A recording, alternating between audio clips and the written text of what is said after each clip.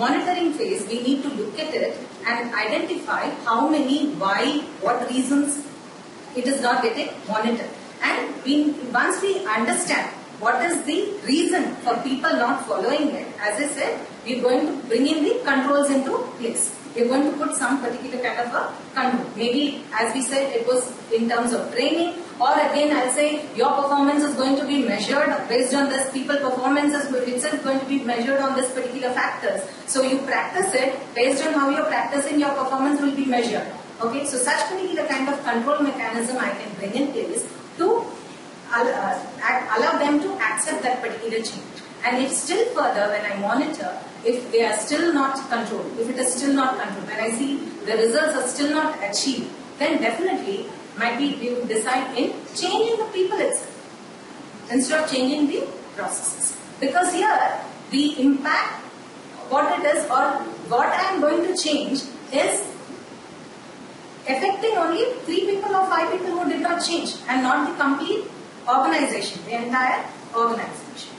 So I would look at it on that particular manner, where what kind of impact, which would be impacting more to the business, and based on that again we will get into the change. We will implement the change. Don't you think that you just mentioned buying factor coming here? Which factor? Buying factor. Yeah, definitely buying factor should come. See, if you can give, there are several other mechanisms to bring in the buying factor as well. Okay, so how do you drive it? How do you get it from the top management? How do you educate even before getting into these particular things? So for that we do the piloting. See, for a project, as when you are project manager, there is no need to involve top management because you are entirely responsible for your team. Supposed to manage the routine. Right? True. So when buying factor comes, that comes from you only. Right? True. See, actually, just I would like to start with an example.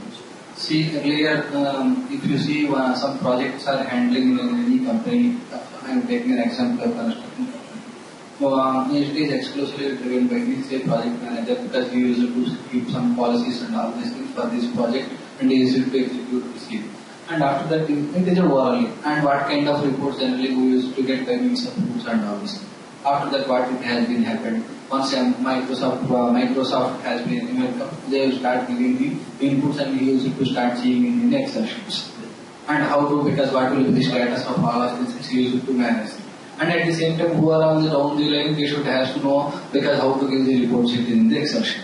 And if it is a next level, once it has been once it is over, that era is over, then they thought of doing with this Microsoft planning, it is there, other prime there, project it is there, we should have to plan it according to the schedules are like that. So who are all going to do the report and all these things, they should have to adhere to the system. Why these are all the changes it is going to happen? First of all, it has been decided by the management, it should be aligned with the strategic goals of the company,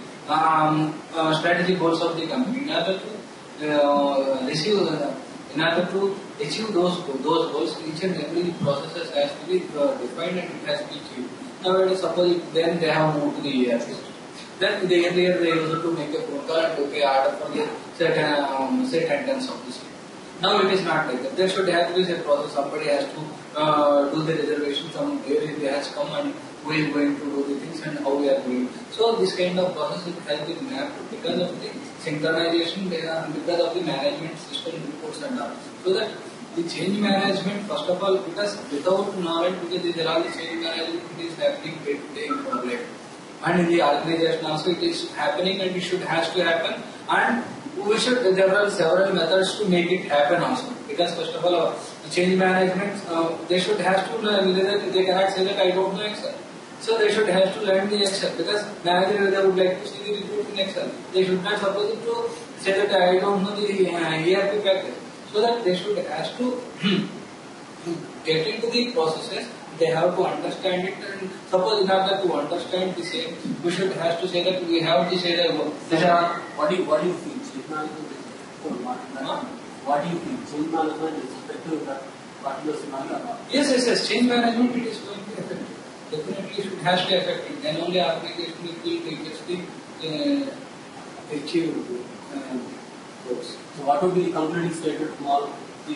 See, it is concluding statement. It is just like a if you take processes, it is just like a SWOT and the training and all these things, how to use the SWOT and all. But we should have to say that, because if you see whatever the SWOT is there, and at the same time how to know how to use it.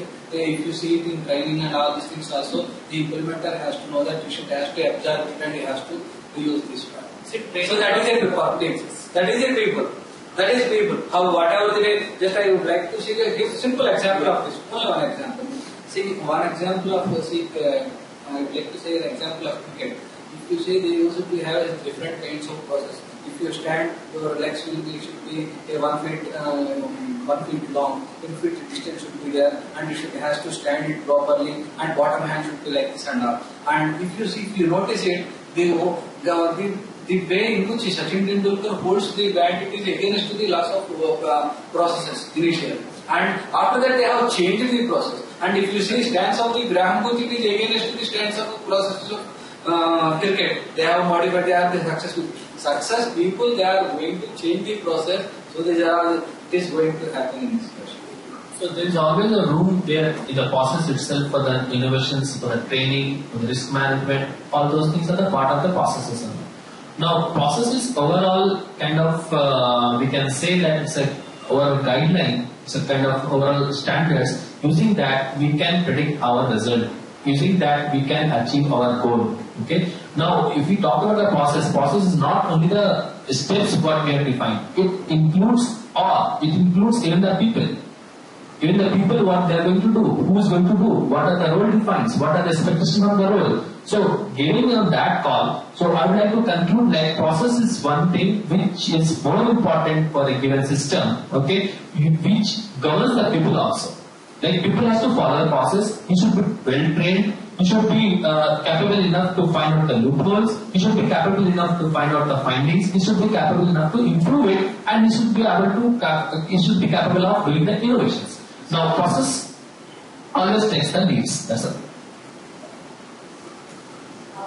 As I have been telling about it earlier also, both processes and people are very, very important for an organization to exist in such kind of a demanding market situation. And changes to both of them needs to be adapted by people. And organizations should go ahead and establish themselves as successful organizations in the industry. Thanks. Good. Thanks for listening. Okay, thank you for participation.